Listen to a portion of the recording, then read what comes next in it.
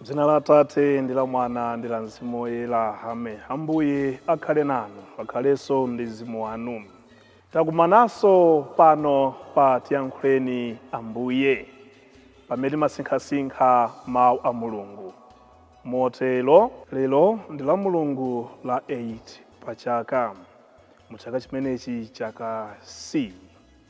Ndipo kukhala Mulungu tikusinkhasinkha mawu oyamba amene achokera m'buku la Mphunzitsi.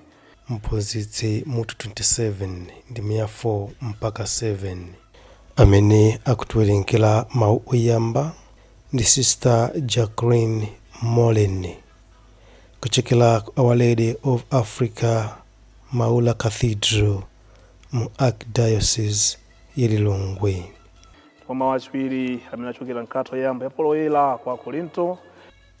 1 Akorinto mutu 15 ndi 54 mpaka 58, amene akutiwerengera mawu achiwiri ndi Sister Patricia Chilanga kuchokera ku Our Lady of Peace Mtendere Parish mu Diocese ya Dedza.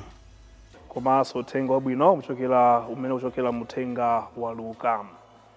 Luka mutu 6 ndi 39 mpaka 45, amene akutiwerengera mawu a mthenga wabwino komanso kutigawira mawu ndi Reverend Father Gift Selemani kuchokera ku Our Lady of Peace Mtendere Parish mu Diocese ya Dedza. Mawu onsewa afuna atipatse ntchito yakudziunika mmoyo wathu. Kodi ndili pati? Ndipo kachiwiri tadziunika bwino lomwe tione notsopano kodi ndingathe kutsogolera anthu ena motani mu njira yanji. Komanso yakudziunika zakuyankhula kapena za mumtima mwathu. Moyo wathu umapingana ndi zambiri, timayankhulanso zambiri, ndipo timaganiziranso ena zambiri. Kodi muzonsezija ndi pamaso pa Ambuye Mulungu timakhoza kapena timalakwitsa? Pa tsiku la lero tiyeni tizindikire kulephera kwathu, kuti motero Ambuye Mulungu atithandizenso nafenso kukhala atsogoleri abwino, komanso atumiki abwino, komanso akhristu abwino. Tiyeni tisinkhesinkhe mawu amenewa limodzi. Mawu oyamba. Mawu a m'buku la Mphunzitsi. Munthu akagwedeza sefa, zinyatsi zimatsalira momwemo. Chimodzimodzinso zolakwa za munthu zimaoneka iye akamalankhula. Monga mbiya amayesa pa moto, momwemonso munthu amayesedwa pa zokhumba zake. Monga chipatso cha mtengo chimadziwitsa luso la mlimi, momwemonso zokhumba za munthu zimaonetsa zimene zili mu mtima mwake. Usatamande munthu usanamve zolankhula zake, poti mayeso enieni a anthu ali pamenepa. Mawu a Ambuye. Tithokoze Mulungu. Tizitumikira Mulungu molimbika podziwa kuti Yesu Khristu adagonjetsa imfa natitulutsa mu ulamuliro wa uchimo. Mawu achiwiri. Mawu a m'kalata yoyamba ya Paulo woyera kwa Korinto. Abale, tsono thupi lotha kuolali likadzasanduka losatha kuola, ndipo thupi lotha kufali likadzasanduka losatha kufa. Pamenepo zidzachitikadi zimene malembo adanena kuti imfa yagonjetsedwa kwathunthu. Iwe imfa, kupambana kwako kuli kuti? Iwe imfa, ululu wako uli kuti? Ululu wake wa imfa ndi uchimo, ndipo chimene chimapatsa uchimo mphamvu ndi malamulo. Koma tiyamike Mulungu amene anatipambanitsa mwa Ambuye athu Yesu Khristu. Tsono abale anga okondedwa, limbikani, khalani osagwedezeka, gwirani ntchito ya Ambuye mwachangu masiku onse, podziwa kuti ntchito zimene mumagwirira Ambuye sizili zopanda phindu. Mawu a Ambuye. Ambuye akhale nanu, akhalenso ndi mzimu wanu. Mawu mthenga woyera mungadalembera Luka. Ulemu kwa inu Ambuye. Yesu adawapheranso fanizo adati, kodi wakhungu kutsogolera wakhungu mnzake, nanga onse awiri sadzagwa mdzenje kodi? Wophunzira saposa mphunzitsi wake, koma aliyense pamene watsiriza maphunziro ake adzafanafana ndi mphunzitsi wake. Umaoneranji kachitsotso kamene kali m'maso mwa anzako, koma osaganizako za chimtengo chimene chili m'maso mwako momwe? Ungamuwuze bwanji m'bale wako kuti, m'bale wanga, tayima ntakuchotsa kachitsotso kali m'maso mwakoka, pamene iweyo sukuchiona chimtengo chimene chili m'maso mwako momwe? Iwe wachiphamaso, yamba wachotsa chimtengo m'maso mwako, pamenepo ndiye udzatha kupenya bwino nkukachotsa kachitsotso kamene kali m'maso mwa m'bale wako. Mtengo wabwino sungabale zipatso zoyipa, kapena mtengo woyipa kubala zipatso zobwino. Mtengo uliwonse umadziwika ndi zipatso zake. Sathyola nkhuyu pa minga, kapenanso mphesa pa mtula. Munthu wabwino amatulutsa zabwino mchuma chabwino cha mumtima mwake, nayenso munthu woyipa amatulutsa zoyipa mchuma choyipa cha mumtima mwake. Pajatu pakamwa pamalankhula zimene zadzaza mumtima. Mthenga wa Ambuye. Ulemu kwa inu Ambuye Yesu Khristu.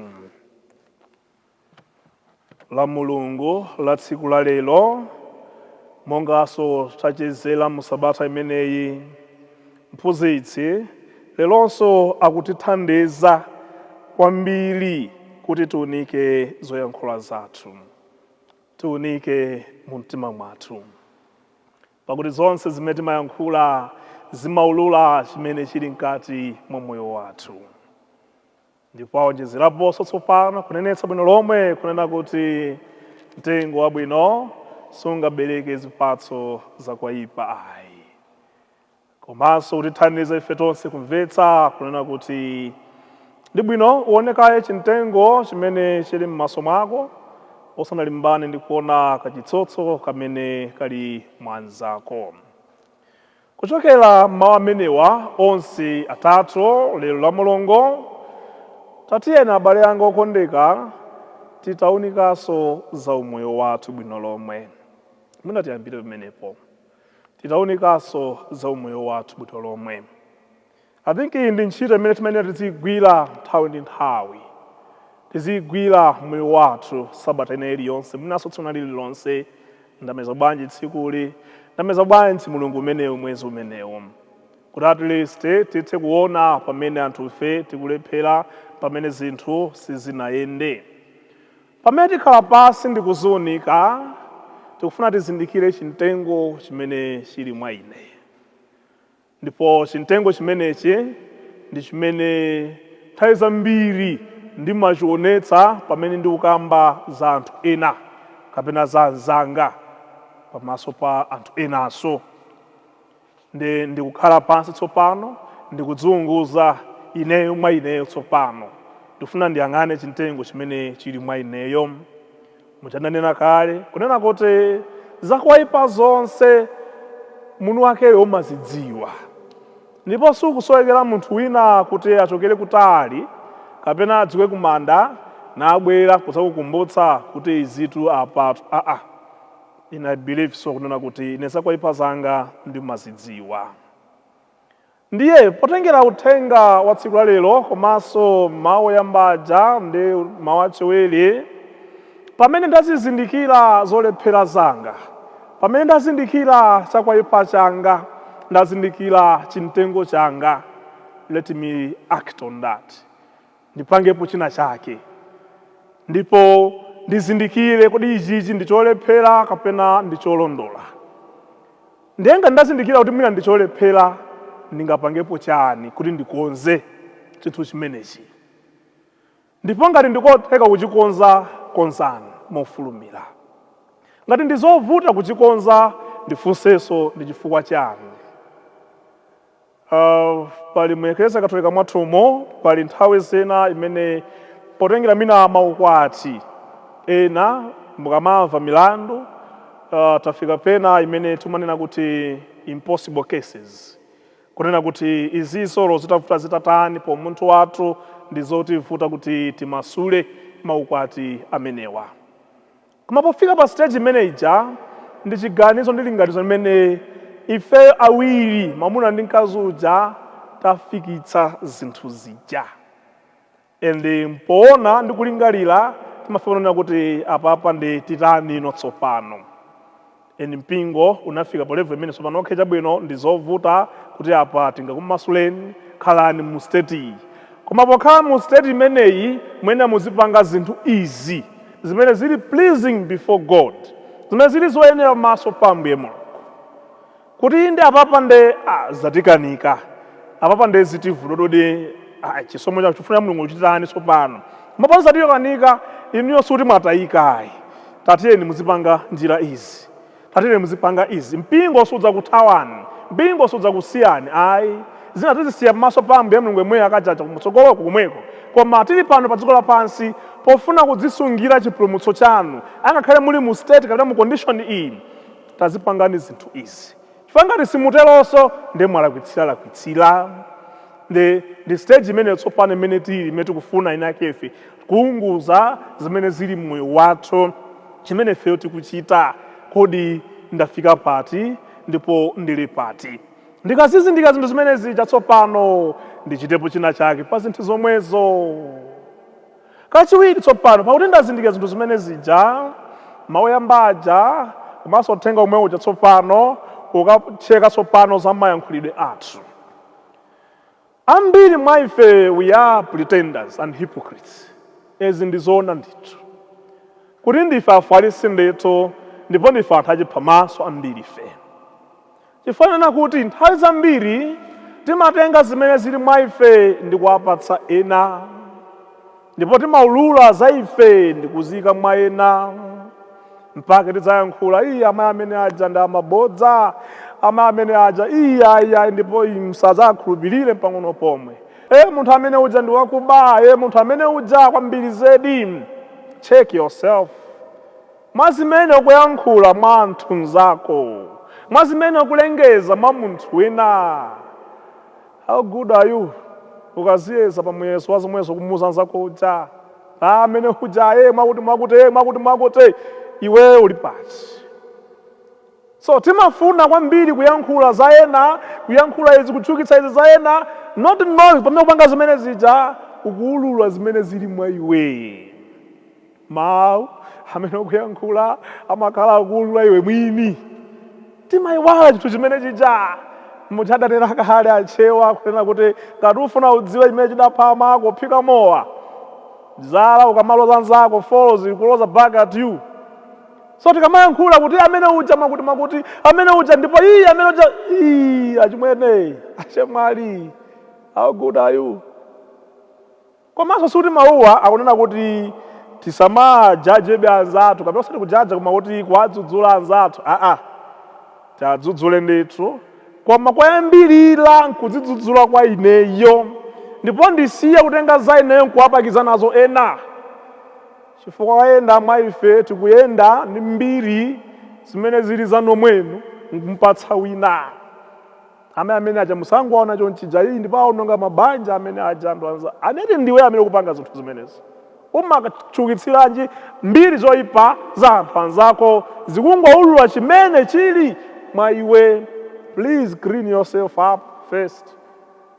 So zinthu zingati zimene zija zimene uthenga wabwino kapena mawu tsiku la lero la Mulungu la lero akutilangiza ife tonse kulimbana kwambiri ndi munthu wina ndi kudziwala ineyo mwini, ndi kudziwala zimene zili mwa ine. Kamba ka chimene chija, nothing good will ever come from us. Palibe cha nzeru nchabwino chimene chachokere mwa ife. Pakuti tsopano mwa ife mwadzazidwa kuyipa kukhakokha. Palibe chabwino chimene chingatuluke mwa ife. Ndifake pena zimakhala zodabwitsa ndithu. Kuti alipo anthu ena amatha kumonera ngati kuti very innocent, koma mukangwadzudzula pang'ono si ukalipa kwake, si mkwiyo wake. They are hiding something mwa iwe. Chilipo china chimene akukubisira, ndipo ukangochita mwayinkwato kosola pang'ono anthu amene amakulavulira china chilichonse. Pamazoti kodi kodi nkhaniso ndi imene kodi zimatelezo kani. Anthu fe ya pretenders ndife anthu odabwitsa kwambiri amene timanamizira muzambiri zedi. Muchipani ndi chimodzimodzi mundale kukhala ngati zili bwinobwino pamene ayi pakachita china ndiye kuulula china chilichonse. Mubanja ndi chimodzimodzi, muutumiki usembe musiste ndi chimodzimodzi. Please tiziyang'ane kaye ife tomwe mmoyo wathu mumtima mwathu kuti tithe kupanga ziganizo zabwino ndi kugwira ntchito yathu moyenerera. Pamene uzitsukuluza iwe mwini kuli ngati mmene kunenera mawu achiwiri aja tsopano kuti umakhala ngati lino wafano ku moyo uno ndipo wabwera ku moyo watsopano. Kotonena kuti zina zili zonse becomes trash. China chilichonse makhala chopanda ntchito tsopano kwa iwe pamaso ndi Mulungu wako patsogolo. Mpake anthu ngati amene aja amakhalabe very productive. Angakhale mwanyoza, angakhale mwayipitsira mbiri, angakhale mwakhomerera, koma still wherever they go they bring a change and still people follow them. Angakhale pena pake sizinayende still anthu amene aja zawo zimakhala zopita patsogolo.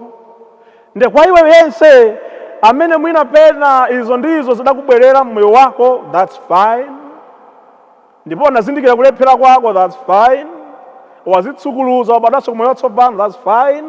Move on, mchona, mchilungamo. Tisiye khalidwe la kuyankhulirana ndi kunamizirana zinthu zopanda pake. Tilimbikire pa zabwino zimene Mulungu akufuna mmoyo wathu kuti upindulire iye mwini komanso upindulira ena ndife tomwe. Khalidwe lathu lomwe likhale lobereka zipatso zabwino. Mulungu wamphamvu zonse atidalitse Mulungu uno amene tikuyamba mu ntchito zathu zonse kuti zikhale zaphindu maso pa Mulungu ndi pa anthu anzathu. Amen.